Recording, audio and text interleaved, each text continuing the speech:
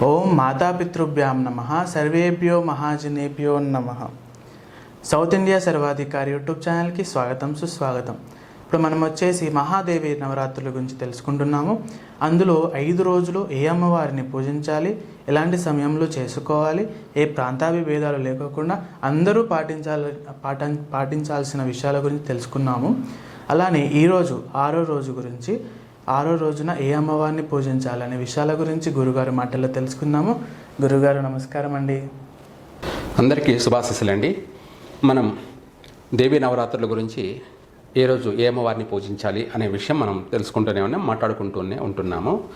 అయితే శ్రీ విశ్వావసనామ సంవత్సరం ఆశ్వేజమాసం, అలాగే శుద్ధ షష్ఠి, అలాగే శుద్ధ షష్ఠి అని అంటే మనకు శనివారం రోజు శుద్ధ షష్ఠి శనివారము, అలాగే నక్షత్రం వచ్చేటప్పటికి అనురాధ నక్షత్రం, తదుపరి జ్యేష్ఠ నక్షత్రము. అలాగే ఇక్కడ మనకు నక్షత్రము, వారము, తిథి మూడింటిని కూడా మనం చూసుకొని శ్రీ లలితాదేవిని ఈ రోజున ఆరాధించాలి, పూజించాలి. లలితాదేవిని మనం ఆరాధించడం వల్ల, పూజించడం వల్ల మనకు సర్వకళలు అంటే 64 కళలు కూడా అభ్యసిస్తాయి. 64 కళలు అన్నది మనకు అంటే ప్రతి రంగంలోనూ ప్రతి వాటి యందు కూడా మనం రాణించగలము, అలాగే అభివృద్ధి చెందగలము. చక్కగా ప్రతి విషయంలో కూడాను మనకు అమితవంతమైన మేధాశక్తి కలిగి ఉంటాము, ప్రతి దాంట్లోనూ రాణించగలుగుతాము ఈ అమ్మవారిని ఆరాధించడం, పూజించడం వల్ల. అలాగే లలితాదేవి మనకు ఎన్నో రూపాలకి కారణము. అలాగే ఒక మాటలో చెప్పాలి అంటే మనకు ఈ పేర్లన్నీ లలితా సహస్రనామము అంటాం కదా, అట్లాగే ఎవరు నువ్వు అంటే దానికి పేరు చెప్పుకుంటాం. ఏమని, నువ్వెవరు అంటే సుబ్రహ్మణ్య స్వామి. అలాగే దానికి ఒక గుర్తింపు, కారణం అన్నీ కూడాను ఈ లలిత అమ్మవారే. ఎంతమంది ఈ ప్రపంచంలో ఉన్నా ఎవరి యొక్క పేరు వాళ్ళదే, ఎవరి యొక్క నామకరణం వాళ్ళదే. ఆ యొక్క ఇదినే అమ్మవారిని మనము పూజిస్తూ ఆరాధిస్తుంటాం. లలిత సహస్రనామము, సహస్రనామావళి అనే ఇవన్నీ కూడా మనం పఠిస్తూ ఉంటాం కదా. అది ఈ విశ్వానికంతా కూడా నామము అంటే నీకు ఒక పేరు, ముద్ర, నీకు ఒక స్టాంపు అన్నమాట. ఈ అంతటికి కూడా మూలకారకురాలైనటువంటి వారు శ్రీ లలితాదేవి అమ్మవారు.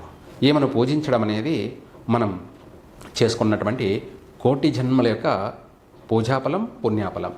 ఈ రోజున అమ్మవారిని మనము నీలమణితో పూజించాలి. అంటే ఇంద్రనీలము అనే స్టోన్తో మనము అమ్మవారికి తిలకం పెట్టడం కానీ, అమ్మవారికి ఆ నీలపు స్టోన్లతో పూజించడం కానీ చేసినట్టయితే, అదే నవరత్నాలతో అమ్మవారిని పూజించడం, నవరత్నాలతో ఆరాధించడం, ఇది విశేషమైన ఫలితాన్ని కలగచేస్తుంది.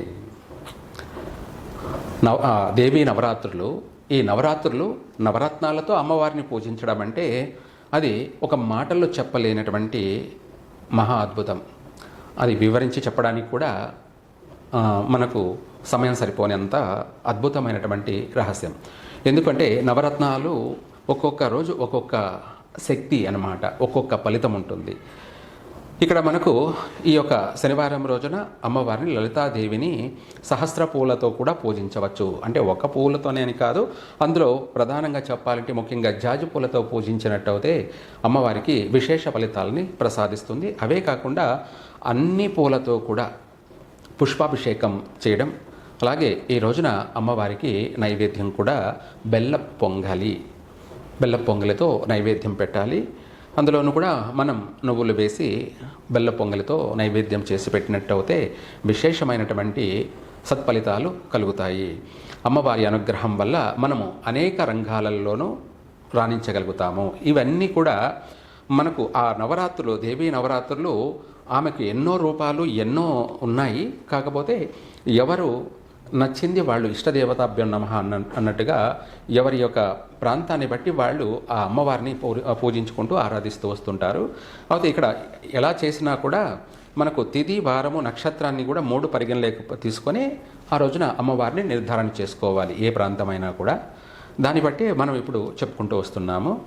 ఇందులో భాగంగానే మనకు ఆ రోజున చిన్నపిల్లలందరినీ కూడా పూజించడం, అంటే అమ్మవారిగానే పూజించడం ఇలాంటివి కూడా చేయవచ్చు. అలాగే వీటితో పాటు కూడా మనం బొమ్మల కొలువు పెట్టి బొమ్మల కొలువు నవరాత్రులు కూడా చేయవచ్చు. బొమ్మల కొలువు అంటే మనకు దేవుడు బొమ్మలే కాకుండా మనం అనేక జంతువులు కానీ అనేక ప్రతిమలు బొమ్మల రూపాలన్నీ కూడా తీసుకొచ్చి పెట్టి బొమ్మల కొలువు బొమ్మల పెళ్ళి అని కూడా చేయడం జరుగుతుంది. ఇది కూడా సాక్షాత్తు మనము అమ్మవారిని పూజిస్తున్నట్టే, మన ఇంట్లో ఒక శుభకార్యం చేసినట్టే. బొమ్మల కొలువు బొమ్మల పెళ్ళి అని చెప్పేసి ఇందులో ఎందుకు అంటే మన ఇంట్లో 3 పువ్వులు 6 కాయల జీవితం అనేది ఎప్పుడు ప్రతిరోజు నిత్య కళ్యాణం పచ్చతోరణం, నిత్యము కళ్యాణము అని అంటాం కదా.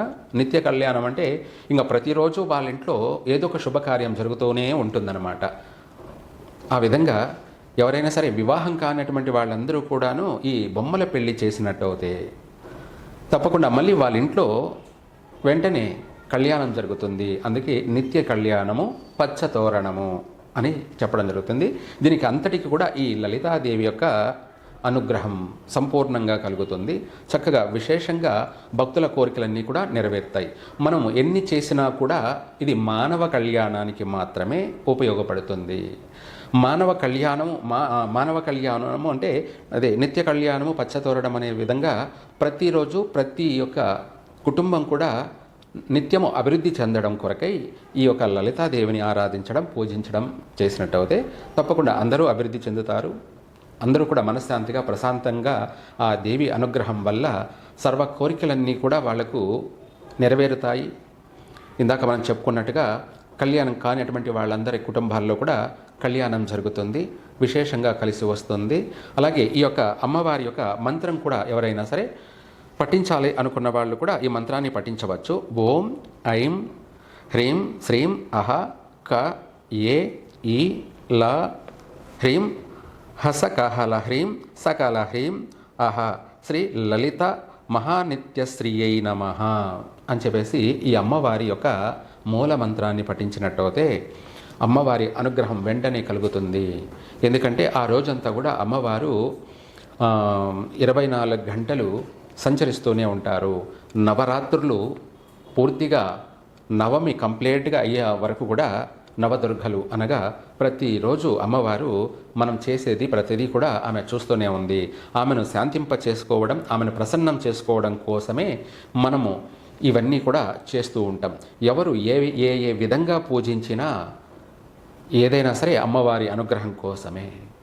ఏది ఏమైనా అందరికీ కూడా అమ్మవారి అనుగ్రహం శ్రీ లలితాదేవి అనుగ్రహం కలగాలని చెప్పి కోరుకుంటూ సర్వే జన సుఖినో భవంతు. విన్నారు కదండి. 6వ రోజున లలితాదేవి అమ్మవారిని పూజించాలనే విషయాల గురించి గురుగారి మాటల్లో తెలుసుకున్నాము. అందరూ కూడా ఏ ప్రాంతాభిభేదాలు లేకోకుండా 6వ రోజున లలితాదేవి అమ్మవారిని పూజించాలని కోరుకుంటున్నాను. అందరూ కూడా ముందుగానే మిగతా వీడియోల గురించి కూడా మీరు ముందుగానే అందరూ లైక్ చేసుకోండి, షేర్ చేయండి, సబ్స్క్రైబ్ కూడా చేసుకోండి. Thank you.